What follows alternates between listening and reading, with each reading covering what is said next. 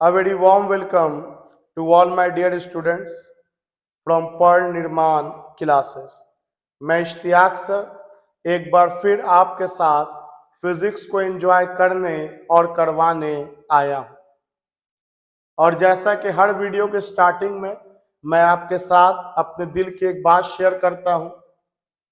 आपको लग रहा है कि आप अपना मोबाइल अभी इस वक्त फ्री में देख रहे हो। नहीं मेरे दोस्त, आप बहुत भारी कीमत अदा कर रहे हो। आप अपना वक्त स्पेंड कर रहे हो।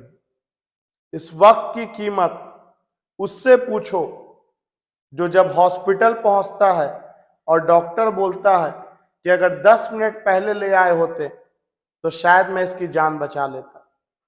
इस वक्त की कीमत अपने आप से पूछो। जब 10th का बोर्ड एग्जाम था तो आप सोचते थे कि अगर 2 सब्जेक्ट के बीच में गैप 2 दिन और ज्यादा मिल जाता, 1 दिन भी ज्यादा मिल जाता तो और बेहतर कर सकते थे। तो इस वक्त की कीमत हम सब समझते हैं, लेकिन वक्त निकल जाने के बाद एक और बात, हम लोग क्या करते हैं ना कि कोई चैप्टर जब स्टार्ट करते हैं तो सोचते हैं कि पूरा चैप्टर जब खत्म हो जाएगा, कंसेप्ट जब पूरा इकट्ठा कर लेंगे और तब इस चैप्टर को याद करेंगे। और ये कभी नहीं होता, बल्कि पढ़ने का तरीका है कि आपका जो चैप्टर में अगर 100 टॉपिक है और आपको 5 समझ में आया तो आप पहले उन 5 टॉपिक को कवर करो, उसको याद कर जाओ, उसको बार बार लिखो। वो 95 हो चाहे ना हो, अभी वो 95 के बारे में मत सोचो। वो 5% को पहले आप कवर अप करो और उसके बाद जब उस पर कमांड हो जाए तब आप अगला 5 सवाल पे जाओ। नहीं तो आप एक साथ पूरा टारगेट करोगे तो आप जहां हो आप वहीं रहोगे और वक्त टाइम बढ़ता चला जाएगा।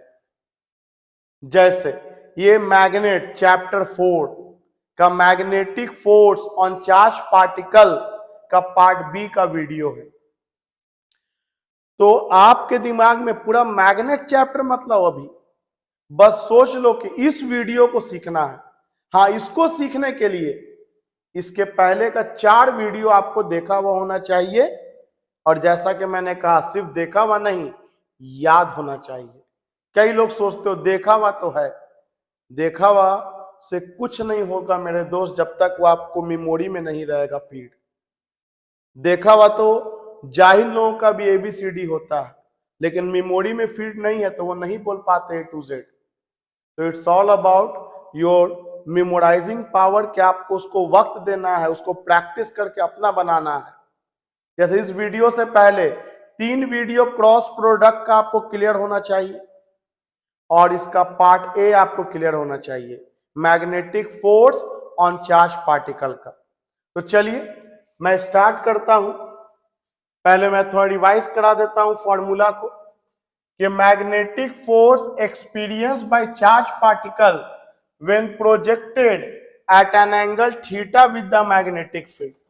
यानी कि हम लोग इस तरफ मैग्नेटिक फील्ड ले लिए एक्स एक्सिस में, इस तरफ जेड एक्सिस है और इस तरफ आपका वाई एक्सिस है, और चार्ज पार्टिकल को इस तरफ प्रोजेक्ट कर दिया गया। इस तरफ चार्ज पार्टिकल को प्रोजेक्ट कर दिया गया, इस तरफ चार्ज पार्टिकल को प्रोजेक्ट कर दिया गया। तो चलो इस तरफ प्रोजेक्ट कर दिया गया चार्ज पार्टिकल को। देखो किस प्लेन में, तो एक्जेड प्लेन में, v वेलोसिटी से जो मैग्नेटिक फील्ड के साथ थीटा एंगल बना रहा है। तो जैसा कि पहला वीडियो में आप लोग पढ़ चुके हैं कि जब चार्ज पार्टिकल मैग्नेटिक फील्ड में रेस्ट में रहता है कोई मैग्नेटिक फोर्स नहीं लगता। जब मैग्नेटिक फील्ड के पैरेलल जाता है चार्ज पार्टिकल कोई मैग्नेटिक फोर्स नहीं लगता। जब मैग्नेटिक फील्ड के एंटी पैरेलल जाता है कोई मैग्नेटिक फोर्स नहीं लगता। लेकिन जब मैग्नेटिक फील्ड के थीटा एंगल पर जाता है तो देखा था कि चार्ज पार्टिकल घूम गया था। क्यों घूमा था? तो उसका कारण हम लोगों ने समझा था मैग्नेटिक फोर्स, कि जब एक चार्ज पार्टिकल को मैग्नेटिक फील्ड में थीटा एंगल पर v वेलोसिटी से प्रोजेक्ट करेंगे तो वेलोसिटी का दो हिस्सा टूटेगा, v cos थीटा और v sin थीटा, और पैरेलल कंपोनेंट के कारण कोई मैग्नेटिक फोर्स नहीं लगेगा। मैग्नेटिक फोर्स लगेगा वेलोसिटी के परपेंडिकुलर कंपोनेंट के कारण।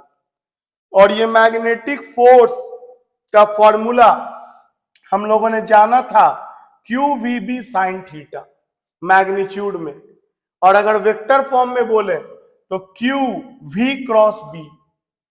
आप सब जानते हैं कि जब भी दो वेक्टर को क्रॉस कराएंगे तो जो आंसर आएगा वह दोनों के परपेंडिकुलर होगा। मतलब कि यहां जो मैग्नेटिक फोर्स आ रहा है या वेलोसिटी से भी 90 बनाएगा और मैग्नेटिक फील्ड से भी 90 बनाएगा। V क्रॉस B डायरेक्शन देगा मैग्नेटिक फोर्स का, और V क्रॉस B का मतलब होता है V को B की तरफ घुमाए। यानी अगर आपको हम यहां देखा है, फिर एक बार आप पहला वीडियो लेकिन जरूर देख लीजिएगा, वहां डिटेल में है। तो इधर मैग्नेटिक फील्ड है, इधर वेलोसिटी है, तो V क्रॉस B का मतलब V को घुमाओ B की तरफ, तो ये एंटी क्लॉकवाइज घूमेगा, तो जो फोर्स होगा वो इन दोनों के परपेंडिकुलर और आउटवर्ड होगा, बाहर की तरफ होगा। वेलोसिटी और फील्ड के बीच में थीटा एंगल बन रहा है, लेकिन फोर्स वेलोसिटी से भी 90 बनाएगा और मैग्नेटिक फील्ड से भी 90 बनाएगा। तो V क्रॉस B मतलब V को B की तरफ घुमाए, क्योंकि एंटी क्लॉकवाइज हो गया, तो जो फोर्स होगा वह जाहिर सी बात है Y एक्सिस में जाएगा। आइए अब हम लोग आज के क्लास में परपेंडिकुलर अगर प्रोजेक्ट करें चार्ज पार्टिकल को मैग्नेटिक फील्ड में, तब उसका मोशन कैसा होगा सीखते हैं। तो हम लोग का टॉपिक क्या है कि when charge particle is projected perpendicular to magnetic field. अब यहां से इमेजिनेशन करना स्टार्ट करो। क्रॉस दिख रहा है, इसका मतलब बहुत सारा मैग्नेटिक फील्ड लाइंस अंदर की तरफ जा रहा है। इमेजिन करो, बहुत सारा तीर चल रहा है और ये बोर्ड के अंदर छेद कर रहा है, एकदम कंटिन्यूअस तीर चल रहा है, तीर चल रहा है और बोर्ड के अंदर छेद कर रहा है। तो मैग्नेटिक फील्ड इनवर्ड हो गया, मतलब मैग्नेटिक फील्ड का अगर डायरेक्शन बोले हम लोग, तो मैग्नेटिक फील्ड का डायरेक्शन हो गया माइनस के का, क्योंकि बाहर अगर प्लस के होता है तो अंदर हो गया माइनस के। अब इसके बाद एक चार्ज पार्टिकल को यहां पर रख दो, देख सकते हो, एक चार्ज पार्टिकल को यूनिफॉर्म मैग्नेटिक फील्ड में रख के छोड़ दिया, कुछ नहीं होगा। चार्ज पार्टिकल रेस्ट में है, कुछ नहीं होगा। लेकिन अब इस चार्ज पार्टिकल को v वेलोसिटी से इस तरफ धक्का दे दो। अब सोचो क्या होगा, बहुत इत्मीनान से एक चार्ज पार्टिकल को v वेलोसिटी से इस तरफ प्रोजेक्ट कर दे। सोचो कैरम के गोटी की तरह मार दिया। ये कैरम बोर्ड है और कैरम बोर्ड पर ये गोटी है और इसको ऐसे करके स्ट्राइक कर दिया। तो अब पहले दिमाग में सिचुएशंस बना, सिचुएशंस आपका क्या बन रहा है। तो सिचुएशन ये है कि मैग्नेटिक फील्ड अंदर है, वेलोसिटी इधर है, तो बताओ मैग्नेटिक फील्ड और वेलोसिटी के बीच में कितना एंगल, 90 डिग्री। तो हमारा टॉपिक भी यही है कि चार्ज पार्टिकल को मैग्नेटिक फील्ड में परपेंडिकुलरली प्रोजेक्ट कर रहे हैं। तो मैग्नेटिक फील्ड अंदर, वेलोसिटी इसके परपेंडिकुलर, और आप सब जानते हैं कि वेलोसिटी ये, मैग्नेटिक फील्ड ये, तो फोर्स किधर होगा। तो एक बात तो कंफर्म है कि फोर्स इससे भी 90 बनाएगा और इससे भी 90 बनाएगा। मतलब इधर तो आई कैप हो गया वेलोसिटी का डायरेक्शन, ये माइनस के हो गया, तो एक बात तो कंफर्म है, या तो फोर्स प्लस जे होगा या तो फोर्स माइनस जे होगा, ये तो कंफर्म है, क्योंकि फोर्स को हमेशा दोनों के साथ 90 बनाना है। तो अब प्लस होगा कि माइनस होगा, तो चलो यहां हम लोग बना लेते हैं। तो बोलेंगे मैग्नेटिक फोर्स जो लगेगा, लिखेंगे Q V cross B, Q V cross B। तो चलो चार्ज तो Q है, V, और V का डायरेक्शन क्या है बाबू, मैग्नीट्यूड तो V लिख दिया, और डायरेक्शन इधर एक्स एक्सिस होता है ना, तो डायरेक्शन इसका आई कैप हो गया क्रॉस मैग्नेटिक फील्ड का मैग्नीट्यूड B और इसका डायरेक्शन माइनस के कैप। अब चलिए बाहर निकालिए, Q बाहर निकल गया, V बाहर निकल गया, B बाहर निकल गया, माइनस को भी बाहर रख लीजिए, माइनस को भी बाहर रख लीजिए। अब अंदर क्या बचा, तो यहां बचा I क्रॉस के, और ये अपने से करने का है, इसलिए मैंने आपसे कहा क्रॉस प्रोडक्ट एकदम याद रखिए। तो ये कुछ भी ऐसा नहीं है जो हमको करना चाहिए, ये आपको करना है। तो चलो मैं सिर्फ आपके साथ हेल्प कर रहा हूं, हाथ चला रहा हूं मैं, दिमाग चलना चाहिए आपका। पॉज करो, सोचो क्या आंसर होगा। तो Q V B और यहां -1 है। अब ये सोचो I क्रॉस K क्या होगा, तो बोलेंगे सर आप बताए थे कि कहीं पर I J K I J लिख लो, और इधर जाएंगे तो प्लस, और अगर उल्टा जाना पड़ा तो माइनस।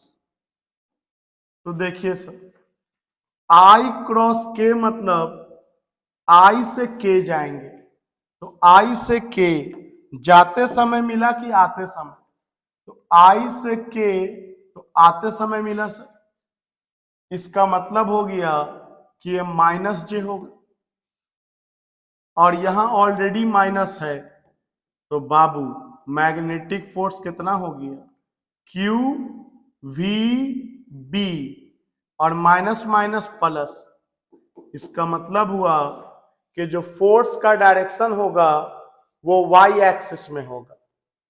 तो मैग्नेटिक फील्ड हो गया अंदर इनवर्ड, वेलोसिटी हो गया इधर, और फोर्स लग गया ऊपर की तरफ, ऊपर की तरफ। तो अब तुम सोचो, फेंका मैंने इधर है और फोर्स लग गया ऊपर की तरफ, तो इसका मतलब ये हुआ, इसका मतलब ये हुआ कि ये जो चार्ज पार्टिकल है ये मुड़ जाएगा, ये जो चार्ज पार्टिकल है ये मुड़ जाएगा। ये देखो मुड़ गया, रीजन दिया मैंने क्यों मुड़ा ऊपर, ये नहीं कि कहीं भी मोड़ देंगे, इसलिए ऊपर मुड़ा क्योंकि मैग्नेटिक फोर्स ऊपर की तरफ लगा। तो अब तुमसे पूछें कि इस पॉइंट पर मैग्नेटिक फोर्स किधर लगेगा, तो तुमने कहा कि इधर ही लगेगा, मान लो तुमने कहा कि इधर ही लगेगा। सोच के देखो थोड़ा दोस्त कि इस पॉइंट पर वेलोसिटी तो इधर हो जाएगा along द टेंजेंट, वेलोसिटी तो इस पॉइंट पर इधर हो गया along द टेंजेंट, वेलोसिटी उधर हो गया, और तुम बोल रहे हो कि फोर्स इधर लगेगा। तो यहां पर तो फोर्स और वेलोसिटी के बीच 90 था, क्या यहां पर फोर्स और वेलोसिटी के बीच 90 हो पाएगा? नहीं ना हो पाएगा। वेलोसिटी का जो डायरेक्शन है यहां के मुकाबले यहां तो बदल ना गया, और तुम अगर फोर्स के डायरेक्शन को नहीं बदलोगे तो वेलोसिटी और फोर्स आपस में परपेंडिकुलर नहीं रह पाएगा। और जबकि सच क्या है, सच तो एकदम क्लियर है कि फोर्स को वेलोसिटी के साथ 90 बनाना है तो बनाना है, कोई और ऑप्शन है ही नहीं। फोर्स को मैग्नेटिक फील्ड के साथ 90 बनाना है तो बनाना है, कोई दूसरा ऑप्शन नहीं है। इसका मतलब अगर कोई ये बोले कि यहां भी फोर्स इधर ही लग जाएगा तो बिल्कुल गलत। कंसेप्चुअली आप देख सकते हैं ऐसा पॉसिबल नहीं है। तो क्या होगा? तो मैंने आपको सही बताने से पहले मैंने आपको गलत बताया कि क्या गलती हम लोग सोच सकते हैं, तब आपसे गलती होने का चांस कम हो जाएगा, एज यू ऑल नो। तो वेलोसिटी जैसा ही इधर गया तो फोर्स इसके अकॉर्डिंगली परपेंडिकुलर हो जाएगा। अब मैग्नेटिक फोर्स इस तरफ लगेगा, और जैसा ही तुम सोच के देखो कि जाना इधर जा रहा है, फोर्स इधर लग रहा है, इस कारण ये फिर एक बार मुड़ जाएगा, ये फिर एक बार मुड़ गया, और ये फिर एक बार जब मुड़ा तो फिर इस पॉइंट पर आप वेलोसिटी का डायरेक्शन दो, और वेलोसिटी के साथ फोर्स हमेशा क्या होगा? परपेंडिकुलर। तो देखो फोर्स आपका फिर आपका परपेंडिकुलर होगी। तो आप क्या देख रहे हो कि जैसे जैसे वेलोसिटी का डायरेक्शन चेंज हो रहा है, फोर्स वेलोसिटी के डायरेक्शन के अनुसार अपने डायरेक्शन को चेंज करेगा। और इस दौरान हुआ क्या? इस दौरान आप देखो ध्यान से, गौर से, ये सारा का सारा फोर्स सेंटर की तरफ जाके लगने लगा। ये सारा का सारा फोर्स सेंटर की तरफ जाके लगने लगा। मतलब ये जो फोर्स है, ये जो चार्ज पार्टिकल को कैसा घुमा देगा? गोल घुमा देगा। मैंने रीजन दिया, चार्ज पार्टिकल गोल क्यों घूमेगा? तो मैग्नेटिक फील्ड में चार्ज पार्टिकल को जब परपेंडिकुलर प्रोजेक्ट करेंगे तो कंसेप्चुअली हम लोग जानते हैं कि फोर्स को वेलोसिटी के साथ ऑलवेज 90 डिग्री बनाना है। तो जैसे जैसे वेलोसिटी का डायरेक्शन चेंज करेगा उसके अकॉर्डिंगली फोर्स का भी डायरेक्शन चेंज करेगा, और इस तरह से ये जो फोर्स है लगातार डायरेक्शन को बदलता रहेगा। और आप सब जानते हैं कि अगर किसी बॉडी के वेलोसिटी का डायरेक्शन लगातार चेंज होता रहे तो वो सर्कुलर पाथ में घूमने लगेगा। तो फिर सोचो, जा रहा था इधर और फोर्स लग गया इधर तो मुड़ गया। अब इस पल वेलोसिटी का डायरेक्शन इधर, फोर्स फिर इधर लग रहा है इसके परपेंडिकुलर, तो फिर मुड़ गया। फिर वेलोसिटी का डायरेक्शन इधर, फोर्स इसके परपेंडिकुलर, तो फिर मुड़ गया। हर पल मुड़ रहा है। आपको समझ में आए इसलिए हम यहां यहां और यहां बनाया था, नहीं तो ये जो मुड़ने का काम है चार्ज पार्टिकल का एट एवरी इंस्टेंट है। और मुड़ने का कारण कौन है? Magnetic force which is acting perpendicular to both velocity as well as magnetic field. तो आप देख सकते हैं ऐसा होने के कारण ये चार्ज पार्टिकल का जो पाथ है वह सर्कुलर हो जाएगा। तो हम लोगों ने एक बात का कॉन्क्लूजन कर दिया, क्या? कि जब एक चार्ज पार्टिकल को मैग्नेटिक फील्ड में 90 डिग्री के एंगल पे प्रोजेक्ट करेंगे तो चार्ज पार्टिकल का जो पाथ होगा वह कैसा पाथ बनेगा? सर्कुलर पाथ बनेगा। रीजन क्या हुआ? तो रीजन ये हुआ कि जो मैग्नेटिक फोर्स है उसको वेलोसिटी के हमेशा परपेंडिकुलर होना है। इसका मतलब ये मैग्नेटिक फोर्स सेंट्रीपिटल फोर्स का काम करेगा। अब चलो इसको मैं एक बार फेयर तरीके से आपको बगल में लिख देता हूं, देखिए ध्यान से।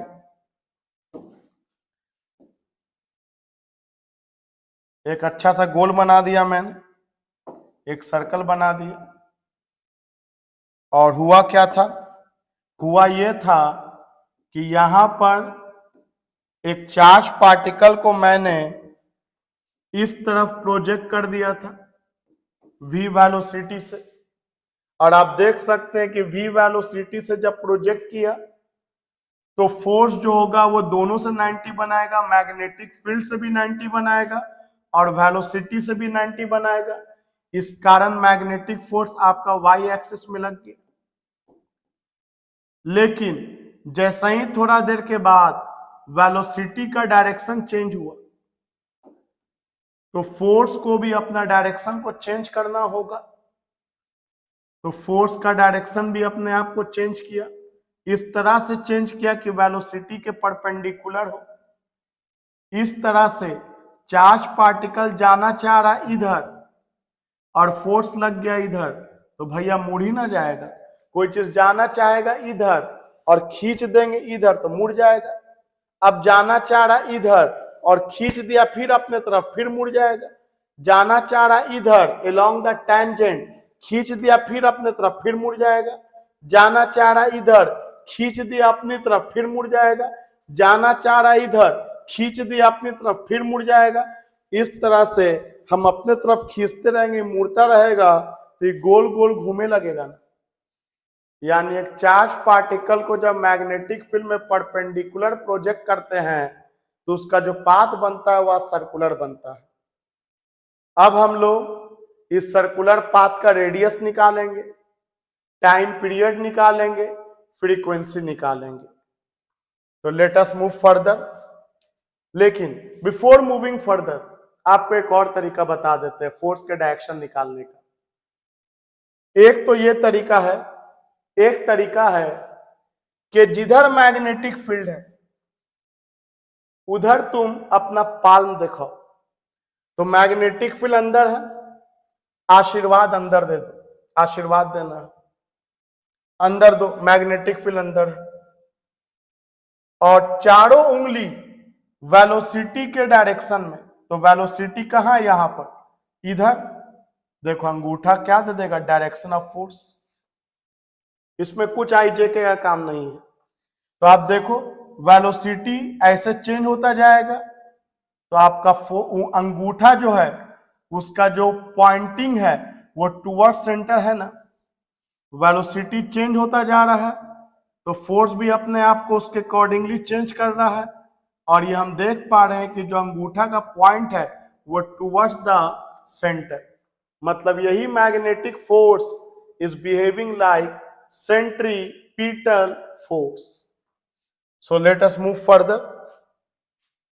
आइए, मैंने एक मैग्नेटिक फील्ड बना के रखा है, इसमें हम लोग एक चार्ज पार्टिकल को प्रोजेक्ट कर लेते हैं, एक चार्ज पार्टिकल को प्रोजेक्ट कर लेते हैं। और इस बार जो चार्ज पार्टिकल ले रहे हैं हम निगेटिव चार्ज पार्टिकल ले रहे हैं। चलो इस बार जो चार्ज पार्टिकल ले लिया मैंने, आपका रिवीजन हो जाए बढ़िया से, तो मैंने निगेटिव चार्ज पार्टिकल ले लिया और इसको उसी डायरेक्शन में प्रोजेक्ट किया था जो पिछली बार था। एक निगेटिव चार्ज पार्टिकल को मैंने ले लिया और इसको उस डायरेक्शन में प्रोजेक्ट कर दिया जो पिछली बार था।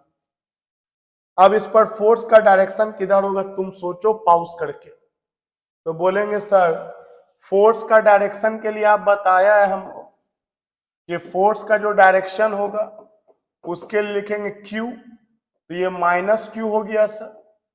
उसके लिए लिखेंगे V, तो ये V I कैप हो गया cross B minus K cap हो गया।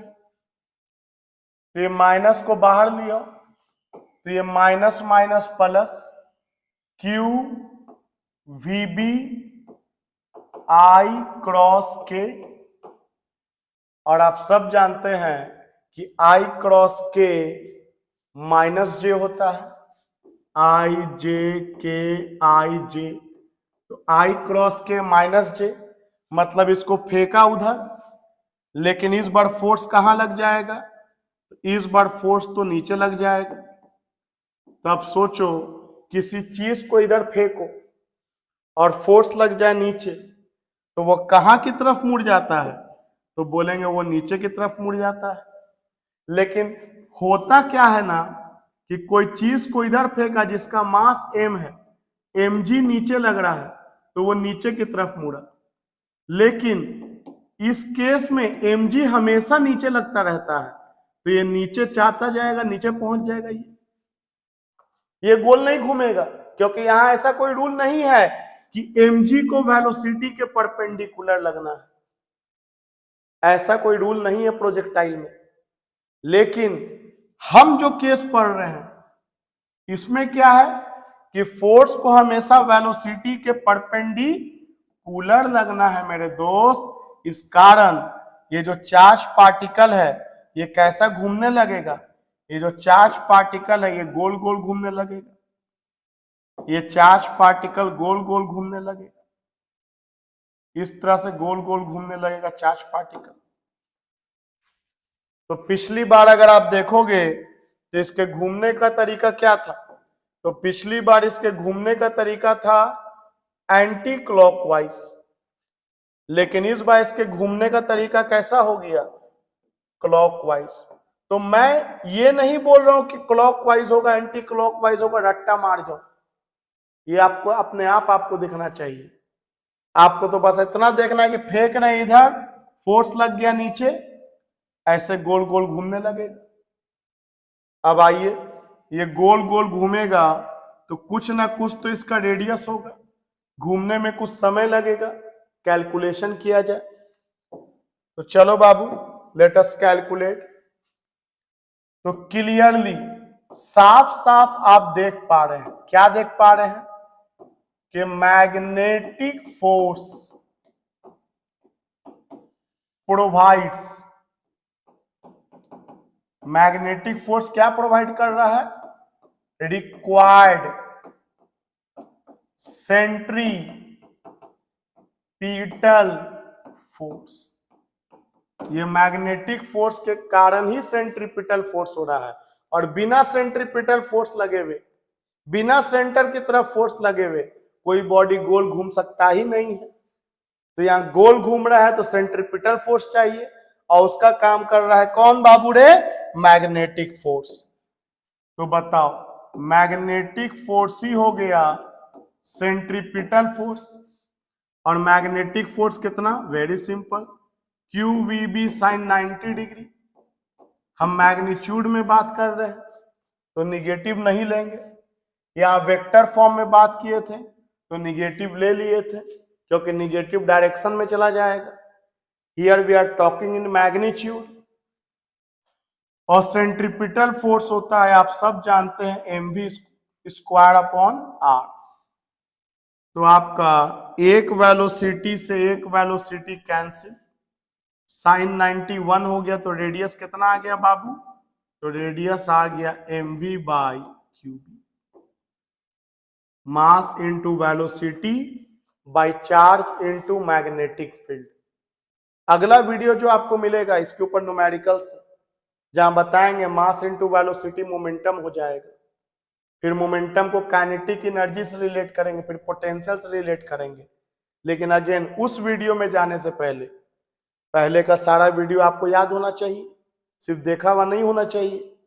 तो खैर रेडियस आ गया मास into velocity by charge into magnetic field, और एक चक्कर लगाने में समय कितना लगेगा, टाइम पीरियड अगर निकालना है तो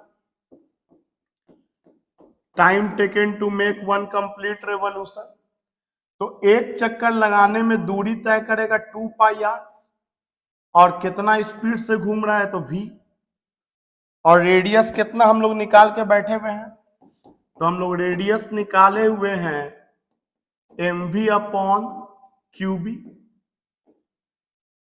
तो आप देख सकते हैं कि v से v कैंसिल, तो टाइम पीरियड कितना आ गया बाबू, वेरी इंपॉर्टेंट रिलेशन आया, 2 pi m by q B. Time period velocity पे डिपेंड नहीं किया, डिस्कस करेंगे अगले वीडियो में क्वेश्चन सब, वेलोसिटी पे डिपेंड नहीं किया और रेडियस पर भी डिपेंड नहीं किया, क्योंकि देखो ना रेडियस के लिए mv बाई क्यूबी होना चाहिए, तो बचा कहाँ mv बाई क्यूबी। कुछ लोग देखते हैं क्या ऐसा टाइम पीरियड रेडियस पर डिपेंड कर रहा है ना, here is your answer, radius पे भी डिपेंड नहीं कर रहा है और वेलोसिटी पे भी डिपेंड नहीं कर रहा है, उसको मतलब सिर्फ मास से है, चार्ज से है और फील्ड से है।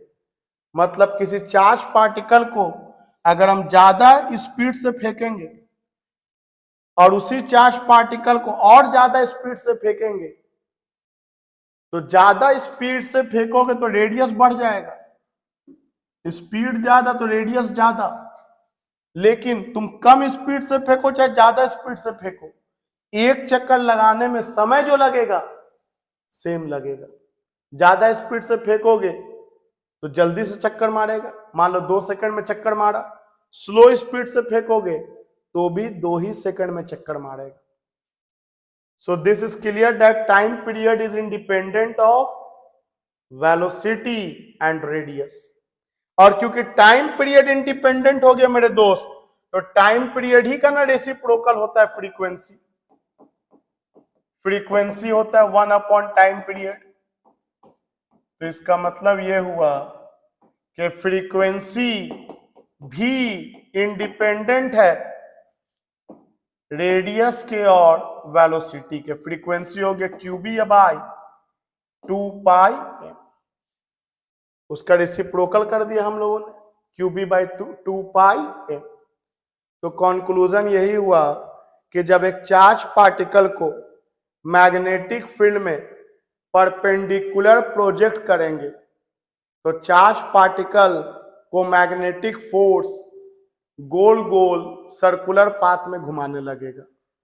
एज वी हैव अंडरस्टूड, जिसका रेडियस mv बाई क्यूबी और time period 2 pi m by q B, उसका reciprocal QB by 2 pi m. And this time period and frequency are independent of radius and velocity. Kinetic energy पूछेंगे तो half mv square, और हमको velocity यहां से दिख रहा है कि वेलोसिटी निकल जाएगा मेरे को QBR by m, kinetic energy उससे हम लोगों को निकल जाएगा। चलो थोड़ा आगे बढ़ते हैं, उम्मीद है आप लोगों को एकदम सुपर क्लियर होगा। अब उस टॉपिक पे आ रहे हैं जो पार्ट ए में मैंने बोला था कि ऐसे ऐसे करके घूम के आगे जाने लगेगा। कैसे जाने लगेगा मैंने बोला था कि आगे आपको हम एक्सप्लेन करेंगे, अभी याद कर जाओ। So now the time is to explain that part. तो चलो बाबू, ये फिगर से आप बहुत अच्छे से परिचित हैं। एक्स एक्सिस में मैग्नेटिक फील्ड ले लिया और एक चार्ज पार्टिकल को मैग्नेटिक फील्ड के साथ v वेलोसिटी बना करके थीटा एंगल पर प्रोजेक्ट कर दिया। इस वेलोसिटी का 2 हिस्सा टूटेगा, एक हिस्सा वेलोसिटी का मैग्नेटिक फील्ड के डायरेक्शन में होगा v cos थीटा, और वेलोसिटी का दूसरा हिस्सा मैग्नेटिक फील्ड के परपेंडिकुलर डायरेक्शन में होगा v sin theta. And we all know very well कि जो मैग्नेटिक फोर्स लगता है वो परपेंडिकुलर कंपोनेंट के कारण लगता है। और अभी अभी बताया था कि जब वेलोसिटी मैग्नेटिक फील्ड के परपेंडिकुलर हो तो चार्ज पार्टिकल का पाथ कैसा बनेगा? बिल्कुल सही बोला आप लोगों ने, सर्कुलर बनेगा। तो ये जो v sin थीटा है ये चार्ज पार्टिकल को गोल घुमाना चाहेगा, और ये जो v cos थीटा है ये आगे ले जाना चाहेगा। इसके कारण कोई मैग्नेटिक फोर्स लगने वाला नहीं है, लेकिन है तो वेलोसिटी ना। फोर्स अगर ना हो और वेलोसिटी है तो आप लोग पढ़ा है इनर्शिया ऑफ मोशन, न्यूटन्स का फर्स्ट लॉ, कि बॉडी में अगर वेलोसिटी हो और बॉडी पर कोई फोर्स ना लगे तो जो वेलोसिटी है बॉडी उसी वेलोसिटी से यूनिफॉर्म मोशन में मूव करते रहना चाहेगा। तो ये v cos theta charge particle को आगे ले जाना चाहेगा और v sin theta charge particle को गोल घुमाना चाहेगा। तो कितना आसान हो गया मेरे भाई बहन, ये चार्ज पार्टिकल को फेंका इधर, और आप सबको पता है कि v क्रॉस b करेंगे तो ये एंटी क्लॉकवाइज हो जाएगा। तो फेंका इधर, फोर्स लग गया किधर? y एक्सिस में, एंटी क्लॉकवाइज। मैग्नेटिक फील्ड और वेलोसिटी दोनों के परपेंडिकुलर यही ना है, या तो ऊपर होता या तो नीचे होता। एंटी क्लॉक है तो ऊपर ले लिया, तो फेंका इधर, फोर्स लग गया ऊपर मैग्नेटिक वाला, और फोर्स लगा v साइन थीटा के कारण जो परपेंडिकुलर है मैग्नेटिक फील्ड के साथ, तो ये चार्ज पार्टिकल गोल घूमेगा ना, और v sine v cos theta आगे ले जाएगा ना, तो चार्ज पार्टिकल अब गोल भी घूमेगा और आगे भी जाएगा। This is the explanation of following this path by the charge particle when projected at arbitrary angle, मतलब कोई भी एंगल को आर्बिट्ररी एंगल बोलते हैं, 30 डिग्री, 60 डिग्री, 45 डिग्री, तो चार्ज पार्टिकल गोल गोल घूमा वेलोसिटी के परपेंडिकुलर कंपोनेंट के कारण, और आगे गया वेलोसिटी के पैरेलल कंपोनेंट के कारण, और इस पाथ को हेलिकल पाथ बोलते हैं, और इस शेप को हेलिक्स कहते हैं, हेलिक्स कहते हैं। तो चलिए इसका भी हम लोग थोड़ा रेडियस निकाल लें, इसका भी हम लोग थोड़ा रेडियस निकाल लें इस सर्कुलर पाथ का। तो यहां भी गोल घुमाने का काम कौन किया? मैग्नेटिक फोर्स किया, मैग्नेटिक फोर्स ही सेंट्रीपिटल फोर्स प्रोड्यूस किया। तो हियर ऑल्सो हम बोलेंगे कि मैग्नेटिक फोर्स ही प्रोड्यूस किया सेंट्रीपिटल फोर्स गोल घुमाने के लिए, और मैग्नेटिक फोर्स कितना? तो क्यू वी बी साइन, पिछली बार थीटा 90 हो गया था v और b के बीच, लेकिन इस बार v और b के बीच थीटा 90 नहीं है, कोई एंगल होगा 30 डिग्री, 45 डिग्री, 60 डिग्री, तो यहां पे थीटा एंगल लिख दिया इक्वल टू m, v का कौन सा हिस्सा गोल घुमाया? तो v साइन थीटा ना गोल घुमाया, तो v साइन थीटा का स्क्वायर बाई आर, अरे सेंट्रीपिटल फोर्स होता है mv स्क्वायर बाई आर, तो यहां जो v है वेलोसिटी का परपेंडिकुलर कंपोनेंट ना गोल घुमाया, तो v साइन थीटा का square by R, v sine theta और एक यहां से v sine theta cancel, radius कितना आ गया? mv sine theta by QB. तो ये जनरल फॉर्मूला आ गया बाबू रे रेडियस का। तुम सोचो ना कि अगर थीटा 90 डिग्री कर दे, परपेंडिकुलर है पूरा फेंक देते हैं, तो साइन 91, तो mv बाई क्यूबी आ जाता। अगर हम पैरेलल फेंक देते थीटा 0 डिग्री, तो साइन 0 0, रेडियस बनता ही नहीं, सीधा निकल जाता। या मैग्नेटिक फील्ड के एंटी पैरेलल फेंक देते तो फिर साइन 180 का वैल्यू 0, फिर रेडियस नहीं बनता। और टाइम पीरियड निकालते हैं, तो टाइम पीरियड होता है एक चक्कर मारने का समय, डिस्टेंस बाय, और कौन सा स्पीड चक्कर मारा रहा है, तो v साइन थीटा वाला गोल घुमा रहा है ना, तो 2 pi r by v, distance by speed. अब r का वैल्यू कितना लिखे? तो r का वैल्यू तो हम लोग निकाले हैं सर, कितना निकाले हैं बाबू? तो mv sine theta by QB, mv sine theta by QB. अब जो कैंसिल होगा कैंसिल कर दीजिए, तो v साइन थीटा से v साइन थीटा कैंसिल। अरे यहां भी जो टाइम पीरियड है वही आ गया जो पहले आया था, मतलब टाइम पीरियड रेडियस पे, वेलोसिटी पर और एंगल ऑफ प्रोजेक्शन पर डिपेंड नहीं करता है। मतलब हम यहां से चार्ज पार्टिकल को 30 डिग्री पे फेंके या 60 डिग्री पे फेंके, एक चक्कर मारेगा जब, तो सब एक जगह पहुंच जाएगा। The time period is independent of radius and velocity even at any angle. So all this concept will help you in numericals, which is coming soon. So frequency time period का reciprocal QB upon 2 pi m. So इसमें एक और term है very simple जिसको कहा गया है pitch.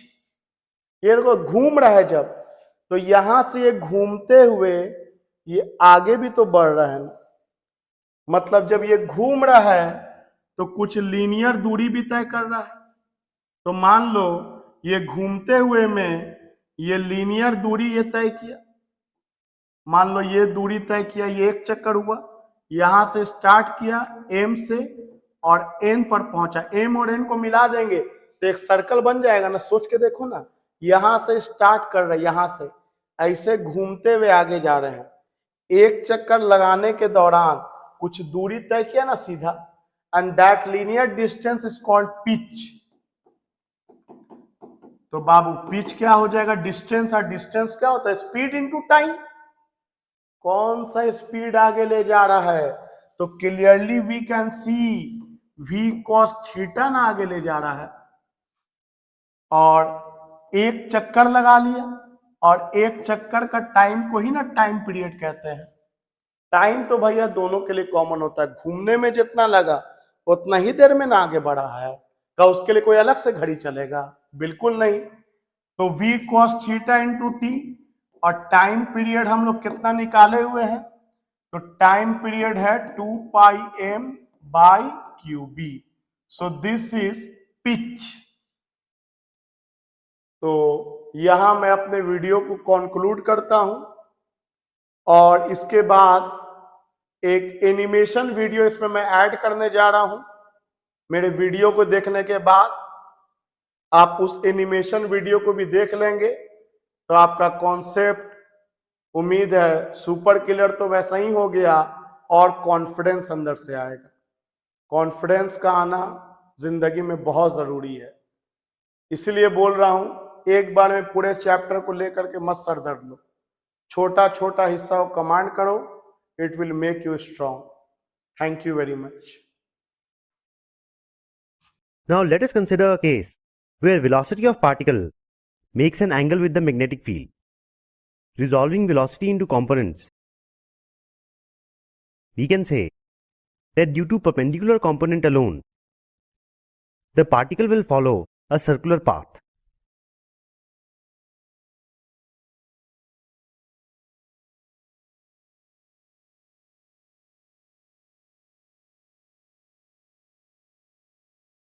Such that the circle lies in a plane perpendicular to the magnetic field.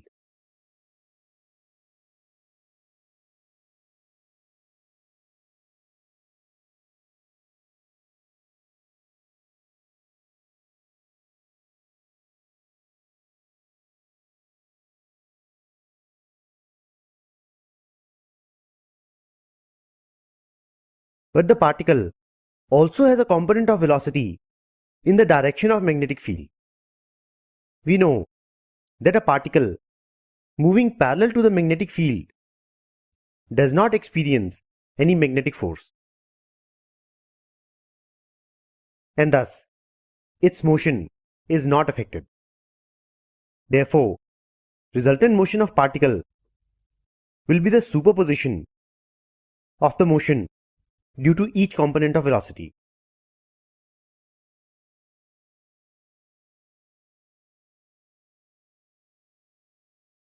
Which is a helix.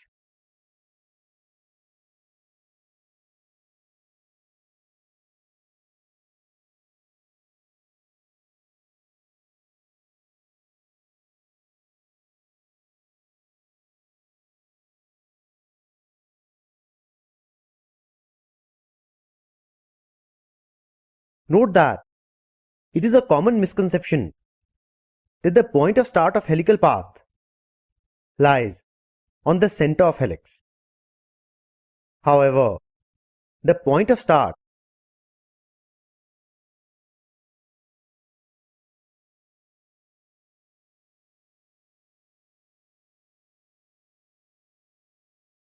is at the edge of the helix. Also note that both the components of velocity are perpendicular to the magnetic force, and thus resultant velocity is still perpendicular to the magnetic force.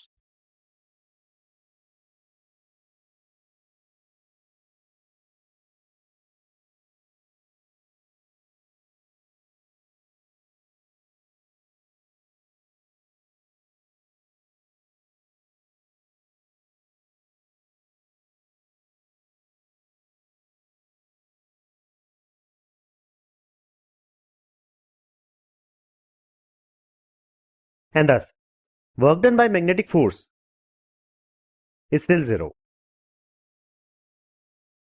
Now, radius of circular path is the radius of helix, and this distance between two successive cycles is called the pitch of helix.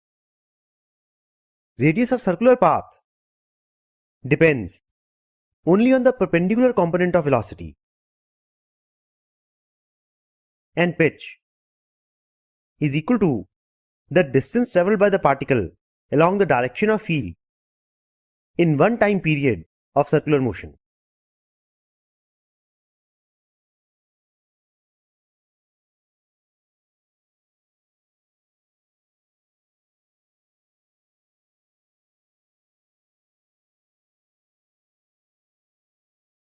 That is, it is equal to this term. Here time period of circular motion does not depend on the velocity of particle. Therefore, pitch of helix depends only on the parallel component of velocity.